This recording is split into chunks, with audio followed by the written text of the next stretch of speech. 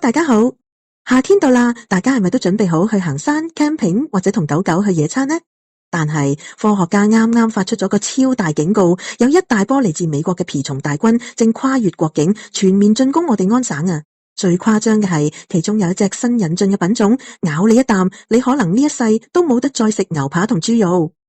聽落係咪好科幻、好恐怖呢？今日就同大家拆解呢場蜱蟲風暴，同埋教大家幾招超實用嘅保命防蟲大法。話說加拿大阿卡迪亞大學 Acadia University 嘅蜱蟲專家 Nicoletta Faraon 教授話，呢10幾年因為氣候變化，美國南方變得越來越乾，反而我哋安省嘅天氣變得越來越暖和同舒服，結果就吸引咗呢班蜱蟲集體移民上嚟北方。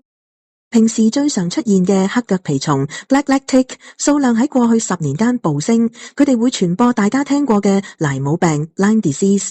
不過今年最值得大家打醒12分精神嘅係一隻新面孔孤星蜱蟲 Lone Star Tick。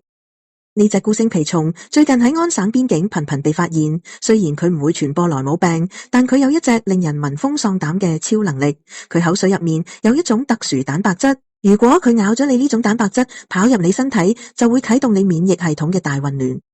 之後只要你一食紅肉，好似牛肉、豬肉、羊肉，你就會產生嚴重甚至會致命嘅過敏反應。呢個症狀叫阿爾法紅肉過敏症 Alpha-Gal Syndrome。想象下，以後去親 BBQ 只能夠食雞胸肉同粟米，幾咁悲慘啊！雖然專家話呢隻蟲目前喺安省仲未算集體定居，中招風險仲算低，但防範於未然，大家出門一定要做足準備。咁我哋行山去公園應該點樣保護自己同埋屋企嘅毛孩呢？專家教咗4招超貼地嘅方法。第一招，噴啱蚊怕水，出門口前記得要揀含有 DEET 避蚊胺或者 Icaridin 派卡瑞丁成分嘅防蟲噴霧，呢啲先對蜱蟲有效。第二招，還蜜套褲腳，去多樹林或者長草叢嘅地方，最好着長袖衫褲，仲要將褲腳塞入隻襪度。雖然個碌望落好似有少少毒，有少少搞笑，但咁樣蜱蟲就爬唔入去啦。同埋記得着淺色衫，咁有蟲爬喺身上都容易一眼睇到。第三招，阻截蜱蟲外賣員。狗狗去完草地玩，最容易不經意將啲蜱蟲帶返屋企，結果最後咬到主人。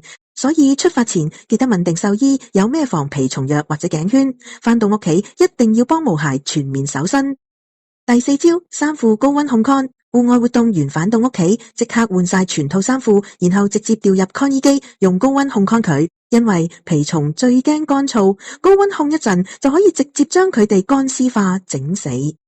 降雷卡，萬一真係衰咗，發現有隻蜱蟲已經咬住咗你或者狗狗，千萬唔好用手去捏爆佢，或者硬生生拍死佢。因為如果你整爛咗隻蟲，佢體內嘅病菌就會好似打針咁，直接被擠入你嘅血液入面，咁就真係大鑊啦。